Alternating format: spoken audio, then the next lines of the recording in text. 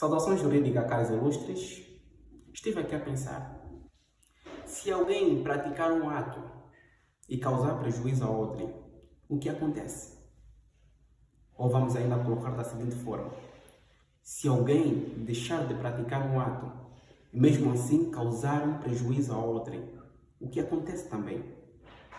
Na verdade, em ambos os casos, dá lugar à responsabilidade civil. Mas, na verdade, o que é responsabilidade civil? A responsabilidade civil consiste na obrigação de quem causa a outrem um prejuízo de indemnizar o lesado, ou seja, colocar o lesado na situação em que estaria caso o dano a ser praticado não acontecesse. Podemos verificar isso nos termos do artigo 483 do nosso Código Civil. Agora, qual é a forma de reparação do dano? Existem duas formas de reparação do dano, que é, primeiramente, de forma natural, in natura, e por equivalência. De forma natural acontece quando é possível reparar de forma natural o direito violado.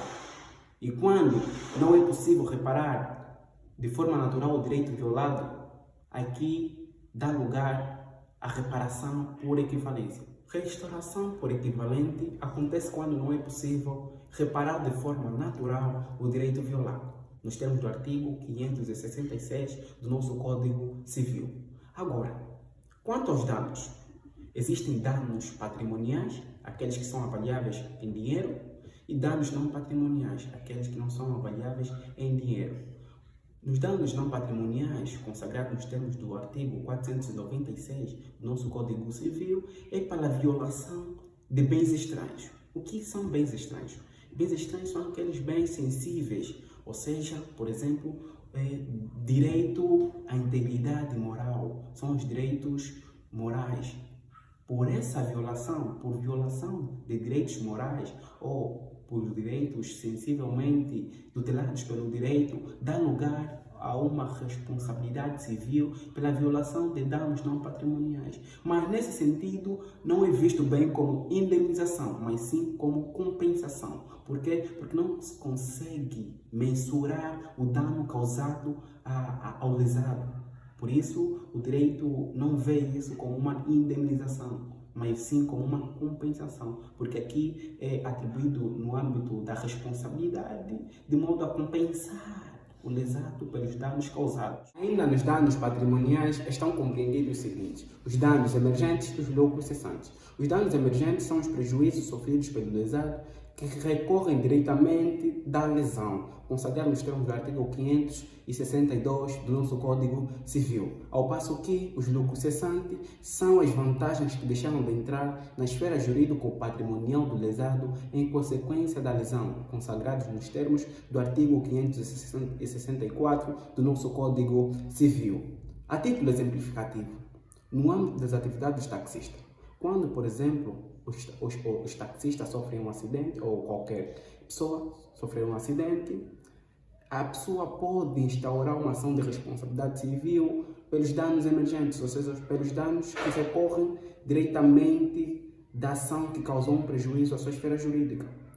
E os lucros cessantes são as vantagens que, por exemplo, deixou de receber, de obter em detrimento desta lesão.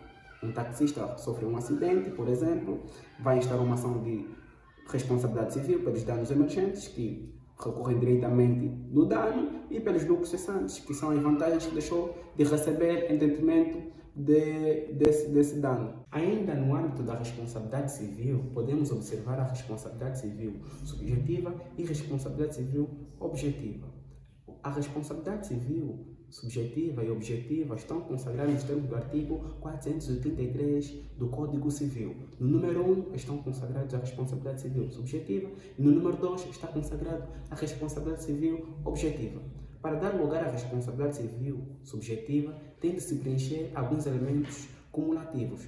Quais são os elementos cumulativos? Esses elementos são, primeiramente, temos que ter um facto humano voluntário. É o primeiro elemento, é o pressuposto da responsabilidade civil subjetiva. O segundo elemento, o facto deve ser ilícito, deve ser contrário às normas jurídicas ou à ordem pública. O terceiro elemento é a tipicidade. Este facto deve ser típico, ou seja, deve estar previsto na ordem jurídica ou no tipo legal de crime. E o quarto elemento é a culpabilidade. A culpabilidade é a censura dirigida à conduta desrespeitadora do agente, né, pela violação dos direitos subjetivos ou direitos de personalidade. Já o último elemento, que é o nexo de causalidade, estamos a querer dizer que é a ação, ou a ligação entre a ação e o facto. A ação tem que ser suficiente para produzir este determinado prejuízo. No entanto, a responsabilidade objetiva é aquela que dá lugar independentemente de culpa, que é consagrada nos artigos 483, número 2 do nosso Código Civil, que é aquela que é chamada também de responsabilidade pelo risco, consagrado nos termos do artigo 499 do nosso Código Civil.